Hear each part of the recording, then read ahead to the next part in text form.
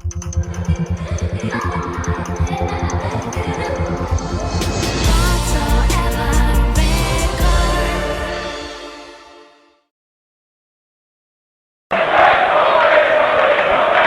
Fußball-Dienstag. Mit der Manuela Guyer.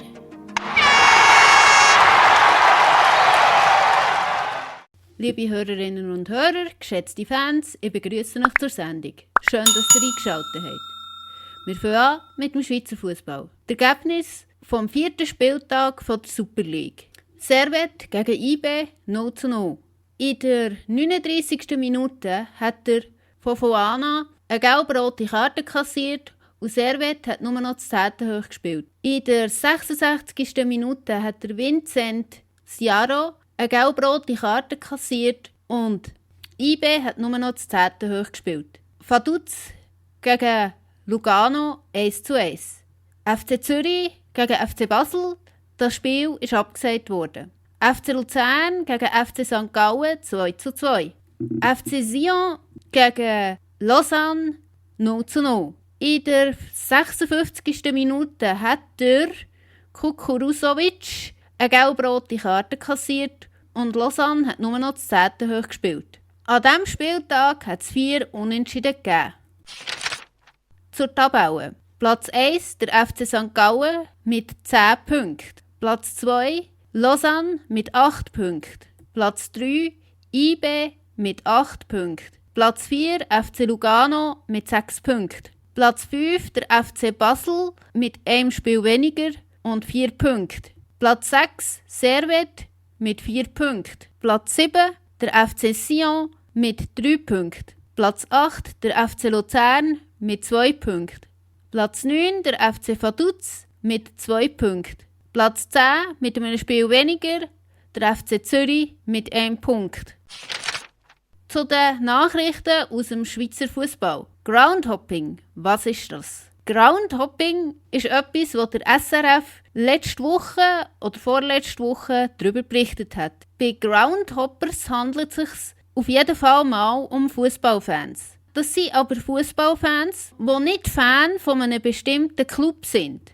Genauer beschrieben sind das Fans, die sehr gerne reisen und die einfach Fußball lieben. Weil diese Fans reisen von Stadt zu Stadt oder sogar um die ganze Welt, um in unterschiedlichen Stadien Fußball zu schauen. Es existiert sogar ein Wettbewerb. Man bekommt für einen Stadionbesuch nämlich einen Punkt. Natürlich nicht vom Stadion selber. Besser beschreiben kann man das Groundhopping mit einer Sammelleidenschaft.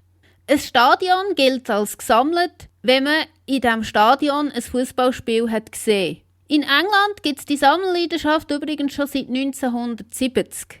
Seit die Grenzen wieder einigermaßen offen sind, ist es nach Corona für Groundhoppers auch wieder ein bisschen einfacher geworden, das Hobby zu betreiben. Allerdings ganz so einfach, wie es vor Corona war, ist es natürlich nicht. Im Reiseblog Global Hopper findet ihr übrigens auch noch mehr Infos zu dem Thema Groundhoppers. IB will den Nachwuchs öffentlich besser fördern. Letzte Woche hat IB den Nachwuchsbereich umbenannt. Der Nachwuchsbereich von IB heisst neu Young Base. Die Young Base will über Twitter und Social Media ihre Infos verbreiten. IB sagt zu dem Namenswechsel, dass man damit den Nachwuchs öffentlich besser sichtbar machen will. Für die den Nachwuchs von IB nicht so kennen und nicht so genau wissen, was die genau machen, soll die Young Base eben dafür sorgen, dass man da ein bisschen besser dahinter sieht. E-Sports. Letzte Woche war auch E-Sports ein Thema. E-Sports ist der Bereich im Fußball, wo der Fußball am Computer gespielt wird. Vielfach könnte man natürlich sagen, ja, das ist langweilig. Da geht der Charakter vom Fußball kaputt und es ist doch einfach langweilig, einem, der Fußball vor einem Computer spielt, zuzuschauen. Und genau das ist im Podcast vom SRF letzte Woche Thema und darüber geredet worden. Und Einige, die sich mit E-Sports sehr gut auskennen, also vor allem jemand, hat das Gefühl gehabt, dass wir das Ganze ein bisschen unterschätzen.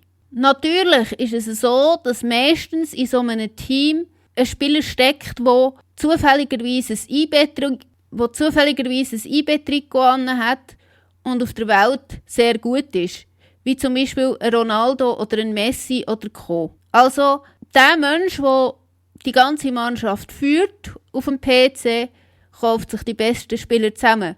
Ein Club wie IB oder St. Gallen könnte sich niemals einen Ronaldo, einen Messi oder schon nur einen Leroy Sané leisten. Dazu wären die gar nicht fähig. Und darum sagt man, die haben zufälligerweise ein IB-Trikot an oder eins vom FC Basel. Die Idee allerdings hinter dem E-Sports ist, dass man via PC vor allem eben jüngere Leute erreicht, die mit YouTube, Twitch vertraut sind und die über die Mannschaft, also über das Trikot, in die Stadien locken. Das ist eigentlich so ein bisschen der Hintergedanke. Oder es kann ja auch sein, dass man damit irgendwelche Merchandise kauft. Das ist ja auch möglich. Der FC Basel hat das Programm eSports, was über die Werbung ist abgerechnet wurde, bereits wieder eingestellt. Und IB ist noch nicht so gut, wie das jetzt in anderen Clubs der Fall ist. Das Problem ist nämlich, dass gerade die Super League Clubs dem Ganzen hinterherhinken. Zum Beispiel Chelsea oder auch andere Clubs haben längstens ins E-Sports investiert und führen dort bereits schon den Markt an. Und die sind natürlich stabiler als Clubs aus der Super League. Was natürlich auch noch ist, was bewegt eigentlich einen Menschen dazu, so ein Spiel auf YouTube zu verfolgen oder auf Twitch. Also so ein kurzes Fußballspiel auf YouTube zu verfolgen und eben nicht ins Stadion gehen. Eine ganz wichtige Rolle bei Twitch spielt natürlich, dass man dort die direkte Kommunikation hat. Also auf Twitch ist es möglich, mit dem, der streamt, direkt zu reden.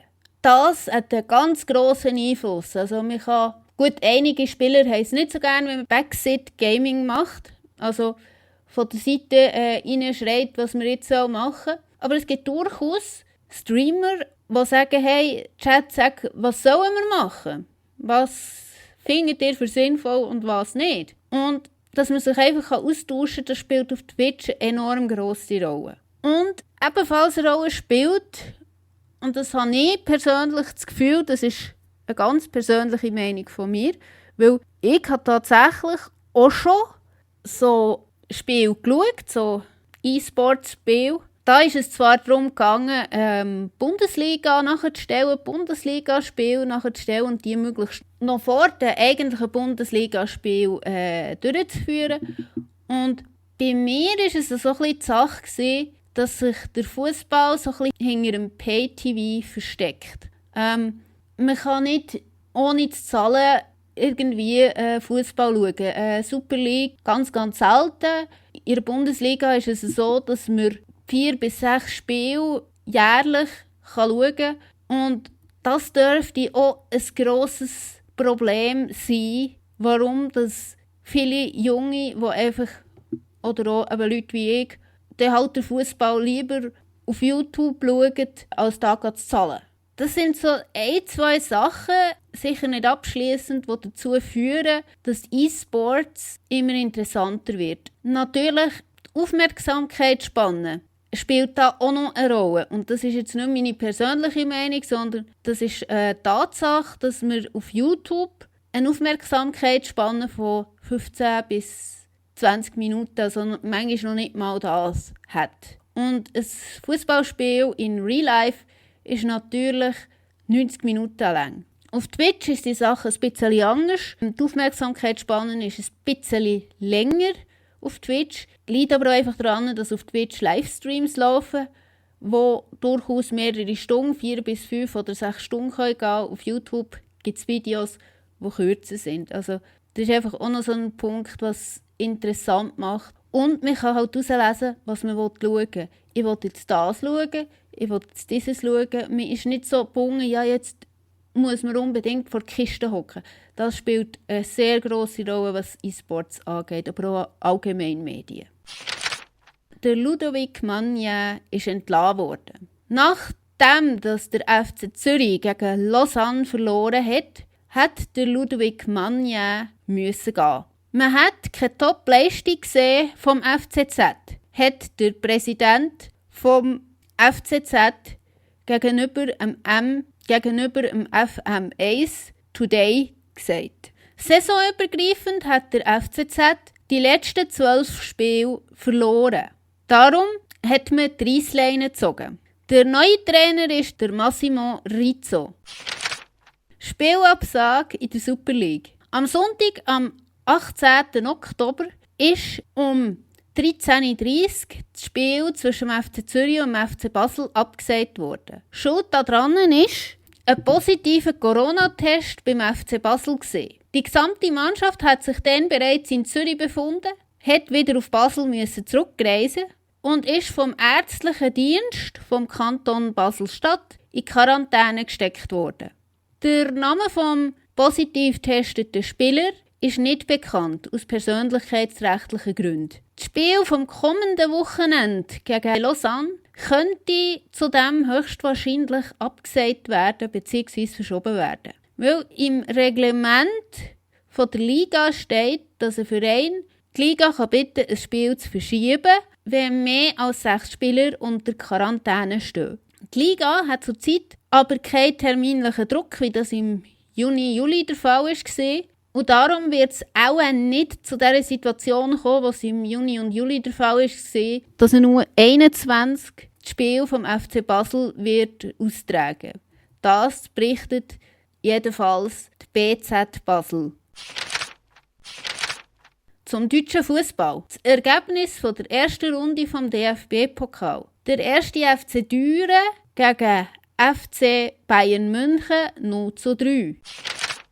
Das Ergebnis vom 4. Spieltag von der Fußball-Bundesliga. Mainz gegen Bayer Leverkusen 0:1. Hoffenheim gegen Borussia Dortmund 0:1. FC Augsburg gegen RB Leipzig 0:2. Hertha BSC Berlin gegen VfB Stuttgart 0:2. SC Freiburg gegen Werder Bremen 1:1. Arminia Bielefeld gegen Bayern München 1:4.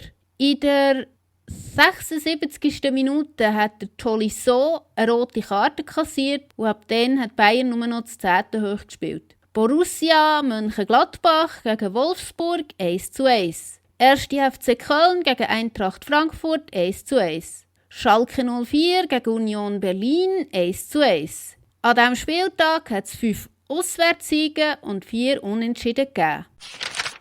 Zur Tabelle. Platz 1 RB Leipzig mit 10 Punkten. Platz 2 FC Bayern München mit 9 Punkten. Platz 3 Borussia Dortmund mit 9 Punkten. Platz 4 Eintracht Frankfurt mit 8 Punkten. Platz 5 VfB Stuttgart mit 7 Punkten. Platz 6 FC Augsburg mit 7 Punkten. Platz 7 Werder Bremen mit 7 Punkten. Platz 8 Hoffenheim mit 6 Punkten. Platz 9 Bayer Leverkusen mit 6 Punkten. Platz 10 Union Berlin mit 5 Punkten. Platz 11 Borussia Mönchengladbach mit 5 Punkten. Platz 12 SC Freiburg mit 5 Punkten. Platz 13 Wolfsburg mit 4 Punkten. Platz 14 Arminia Bielefeld mit 4 Punkten. Platz 15 Hertha BSC Berlin mit 3 Punkten. Platz 16 1. FC Köln mit 1 Punkt. Platz 17 Schalke 04 mit 1 Punkt. Platz 18 Mainz 05 mit 0 Punkten. Zu den Nachrichten aus der Bundesliga. Unglaubliche Leistung vom 1. FC Düren. Am Donnerstag, am 15. Oktober, hat der 1. FC Düren gegen Bayern München gespielt. Und wer jetzt erwartet hätte, dass der FC Bayern der Fünftligist einfach abschlachtet in der Allianz Arena, der hat sich gewaltig gedoschen. Weil der 1. FC Düren ist mit dem Anspruch angereist, sich nicht abschlachten zu lassen vom FC Bayern München. Und das ist dem 1. FC Düren auch gelungen. Sie haben Bayern nicht einfach machen und haben gut zugestellt. Der Goalie vom 1. FC Düren hat eine hervorragende Leistung gezeigt. Die Leistung ist so gut gewesen, dass der Stefan Effenberg bei der Spielübertragung auf Sport 1 gesagt hat, ich sage es mal so, wäre der Jackmuth nicht im Goal, dann würde es wahrscheinlich schon 5 oder 6-0 stehen. Natürlich ist der FC Bayern nicht mit den Topstars aufgestellt gewesen. Doch wer jetzt glaubt, dass das Hohn gegenüber dem 1. FC Düren war, täuscht sich auch da. Der FC Bayern München hat nämlich viele Abstellungen in die Nationalmannschaft gehabt. Und aufgrund von der Leistungssteuerung hat man das gemacht und hat den Lewandowski zum Beispiel weggelassen. Das letzte Spiel vom DFB-Pokal. Nachdem der FC Bayern München das Spiel gegen 1. FC Düren absolviert hat, fehlt jetzt eigentlich nur noch ein Spiel. Und zwar das Spiel gegen FC Schalke. Und wie wir schon berichtet haben, geht es hier immer noch darum, einen Gegner für den FC Schalke 04 zu finden. Der Club Türkische München hat ja geklagt. Jetzt ist bekannt worden, dass die Auslosung für die zweite Runde vom DFB-Pokal verschoben worden ist. Aber wie hätte es so anders sein können? Weil, wenn Schalke 04 das Spiel gewinnt, dann sind sie als Profiverein in einem anderen Lostopf, als wenn der beste Amateurclub gewinnt. Die Auslosung findet darum wahrscheinlich am 8. November statt. Das Spiel vom FC Schalke wird wahrscheinlich Anfang November stattfinden, um den 3. 4. November herum. Und der Gegner ist nach wie vor unklar. Der Bayerische Fußballverband hat unterdessen versucht, einen Schiedsgerichtentscheid zu erwirken. Das war etwa vor 2 Wochen.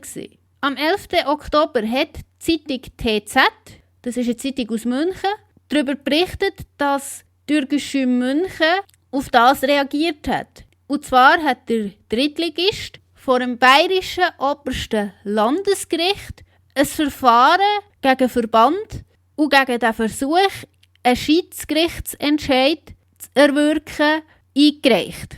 Der BFV versucht alles, egal was gegen ihn spricht, um Schweinfurt für den DFB-Pokal zu melden. Das können wir als gleichwertiges Mitglied uns nicht gefallen lassen. Das hat der Geschäftsführer von Türkische München, Kotny, gegenüber der TZ gesagt. Der DFB hat ursprünglich die Partie zwischen dem FC Schalke und eben dem besten Amateurverein aus dieser Liga am 15. Oktober angesetzt gehabt. Hat die aber wieder verschoben auf den 3. 4. November. Er hat die darum so spät gesetzt, damit Türkische München genug Zeit hat, um vor Obergericht zu gehen. Der Fernsehbeweis.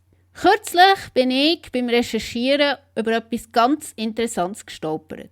Im Jahr 1980 hat es offenbar schon mal so etwas Ähnliches wie einen Videobeweis gegeben. Man hat dem dann Fernsehbeweis gesagt. Und er ist natürlich längst nicht so ausdüftelt gesehen, wie das heute der Fall ist. Er scheint, soviel ich weiss, sehr gefürchtet gesehen zu sein. Im Jahr 1980 sind durch einen Fernsehbeweis 4 Spieler gesperrt worden. Der Manfred Drechsler von Schalke 04, der Bruno Betzey von Eintracht Frankfurt, der Werner Volak von Bayer Uerdingen und der Hermann Bitz von 1860 München. Der Fernsehbeweis ist nicht während dem Spiel eingesetzt worden, sondern nach dem Spiel. Und der DFB hat dann Sachen geahndet, die der Schiedsrichter nicht hat gesehen, die zum Beispiel im Rücken vom Schiedsrichter passiert sind. Der Bitz von 1860 München hat dann eine Sperre von 10 Spielen bekommen, wegen der Tätlichkeit, die im Rücken vom Schiedsrichter passiert ist. Heute wären so Sperren wahrscheinlich wesentlich kürzer und der Videoassistent würde auch im Spiel wesentlich früher reagieren, wenn er so etwas sieht. Also eine ganz verrückte Geschichte aus dem 1980. Der Bürki ist wieder im Training. Der Dortmunder Goalie Roman Bürki ist nach einer Erkältung wieder zurück im Training. Im Spiel gegen Hoffenheim ist er noch nicht auf dem Platz gestanden. Der Bürki hat auf dem YouTube-Kanal von Dortmund erzählt, dass er so stark erkältet war, dass der Arzt 2-mal am Tag schauen, wie es ihm ginge. Das Rummenigge-Interview wirft Fragen auf. Am Sonntag vor einer Woche hat Bild am Sonntag ein Interview mit dem Karl-Heinz Rummenigge veröffentlicht. Dann zumal sind die positiven Testergebnisse noch so gesehen, dass man in den meisten Stadien, wo Fußball gespielt wurde, auch zuschauen konnte.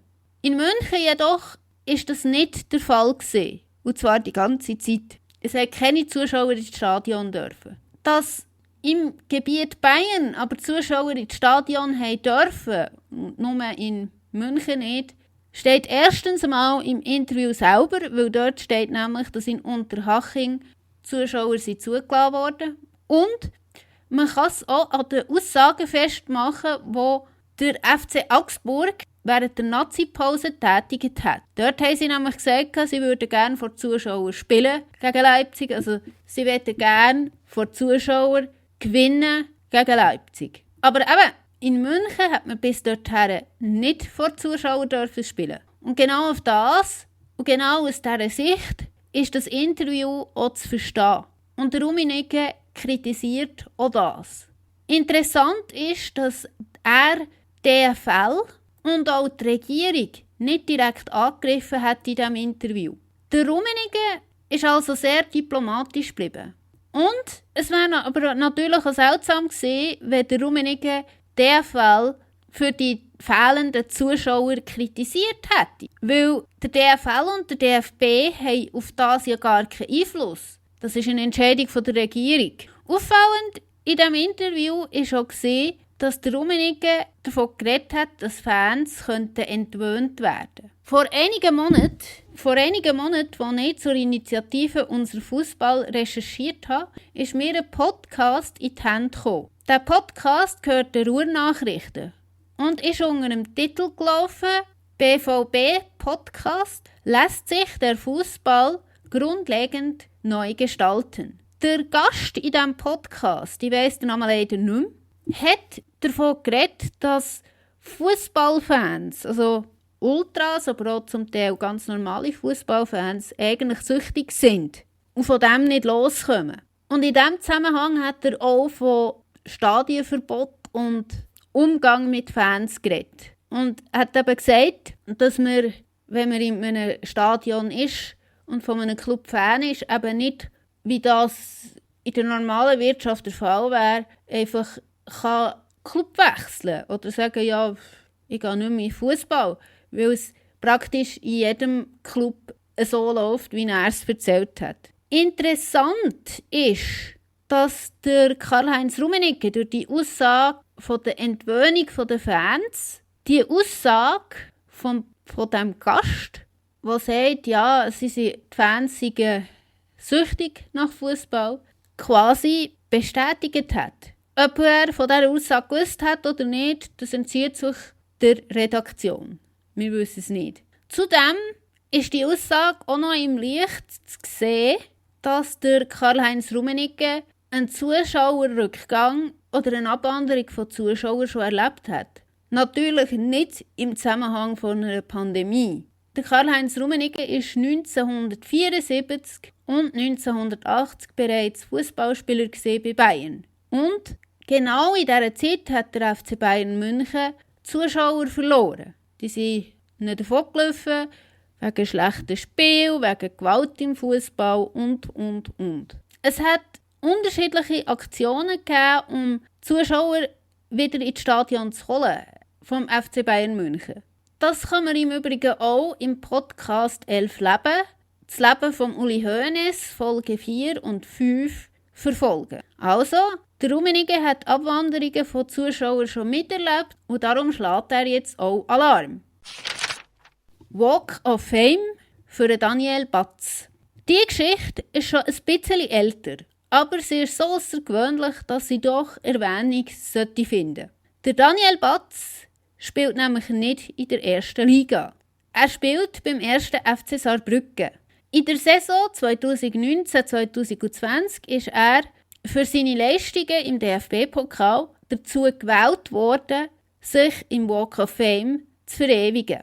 Er hat seine Hände im Walk of Fame hinterlassen. Dort sind im Übrigen schon der Karl-Heinz Rummenigge und andere grosse Spieler verewigt. Doch, wie schon gesagt, der Batz ist ein außergewöhnlicher Fall. Der erste FC Saarbrücken ist ein Viertligist und der Batz hat sich im Walk of Fame verewigen, weil er als Goalie mit dazu beigetragen hat, dass der Viertligist bis ins Halbfinale vom DFB-Pokal kam. Vorher ist das noch keinem einzigen Viertligist gelungen. Der Batz hat insgesamt 5 Elfmeter pariert. Der Batz selber sagt, dass die Spieler, die dort verewigt sind, für ihn sehr weit weg sind. Aber er hat sich natürlich sehr gefreut, sich unter diesen Spielern zu verewigen. Der Adam Soloy ist zurück im Mannschaftstraining. Bei Mainz 05 ist der aussortierte und offenbar suspendierte Adam Soloy wieder begnadigt worden und hat das Mannschaftstraining wieder aufnehmen. Am vergangenen Wochenende ist der Spieler aber nicht im Kader gestanden von Mainz 05. Was dazu geführt hat, dass der Adam Soloy wieder zu Mainz zurückkommen durfte, ist unklar. Der Heiko Herrlich nach Lungenkrankheit wieder zurück. Vor ungefähr 2 Wochen haben die Medien berichtet, dass der Heiko Herrlich wegen einer Lungenkrankheit ins Spital musste. Am vergangenen Wochenende ist der Heiko Herrlich aber wieder an der Seitenlinie gestanden. In der Pressekonferenz vor dem Spiel gegen Leipzig hat er gesagt, dass es ihm gut ginge.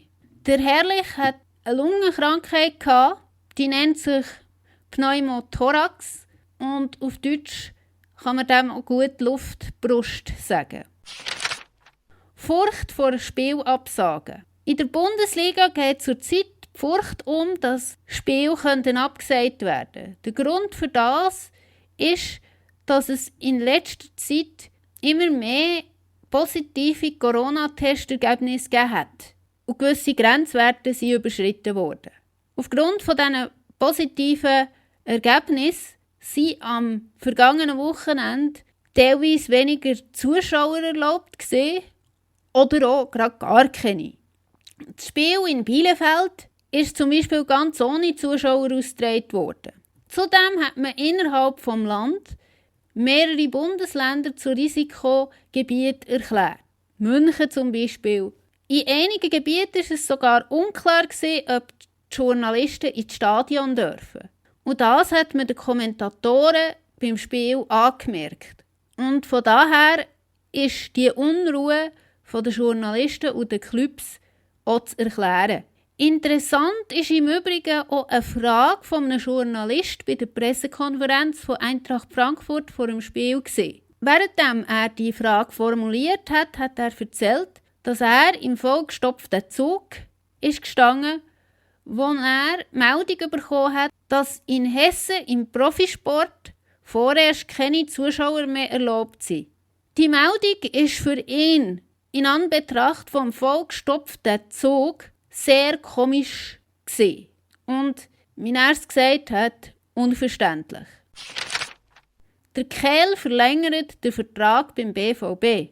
Der Sebastian Kehl hat seinen Vertrag bei Borussia Dortmund verlängert. Der Vertrag läuft neu bis ins Jahr 2022. Und dann könnte es gut sein, dass er die Position von Michael Zorg übernimmt. Der Sebastian Kehl ist im Moment Chef für die Lizenzspieler. Der Michael Zorg ist Sportchef.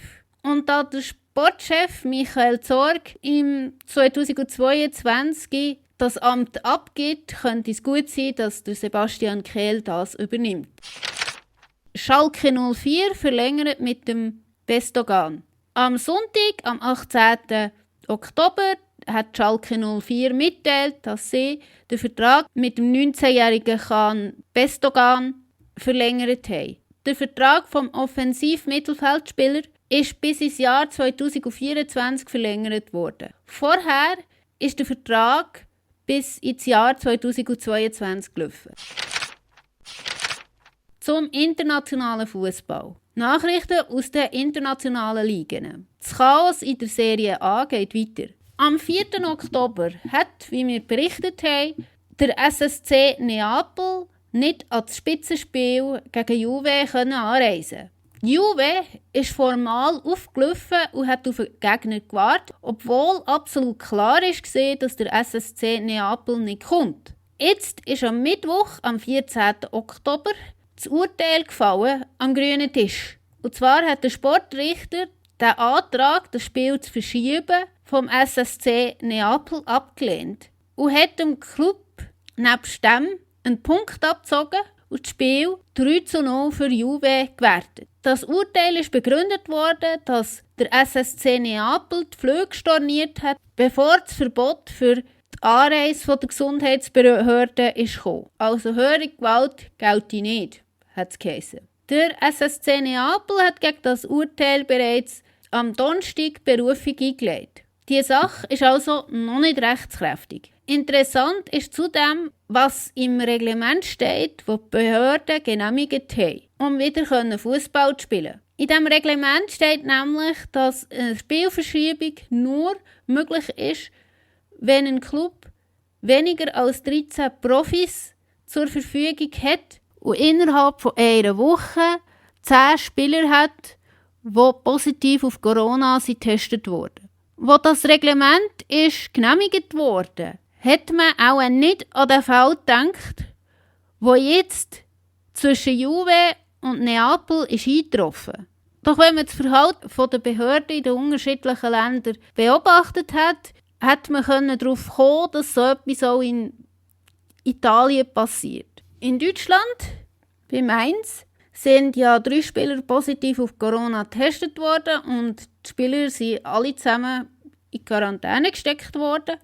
In der Schweiz ist jetzt gerade das Spiel abgesagt worden wegen einem einzigen positiven Test. In der vergangenen Saison hat Dynamo Dresden nicht spielen, weil wir Spieler in Quarantäne hatten. Und wenn wir uns erinnern an den Fall beim FC Zürich, da war der Aufschrei ja gross, wo gerade 9 Spieler positiv auf das Coronavirus getestet wurden. Und praktisch überall, bis auf die Tatsache, dass man bei Mainz das Testspiel hat abgesagt, ist das Spiel verschoben worden, oder sogar 2. Man hat die Spiele einfach verschoben. Im Fall, wie wir es jetzt hier in Italien haben, ist es scheinbar so gewesen, dass alle Spieler isoliert wurden. Das sei von der Behörde so angeordnet worden. So jedenfalls steht es in einem kurzen Bericht in der Luzerner Zeitung. Wenn es stimmt, dass die Spieler auf Anweisung von der Behörde in Isolation waren, dann ist das Urteil absolut unverständlich. Zum Spieler der Woche. Der Spieler der Woche heisst Can Carlos Sosoria.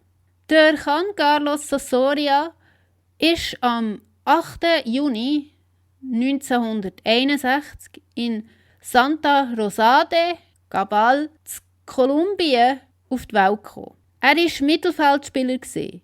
Von 1984 bis 1985 hat er für den SC International gespielt. Über seine Zeit als Spieler ist wenig bekannt. Es gibt auch keine Daten zu Goal und so weiter. Inzwischen ist der Can Carlos Sosoria Trainer und hat schon einige Stationen hinter sich. 2007 hat er zum Beispiel Chicago Flyers trainiert. Und bei Manchester City war er mal Co-Trainer.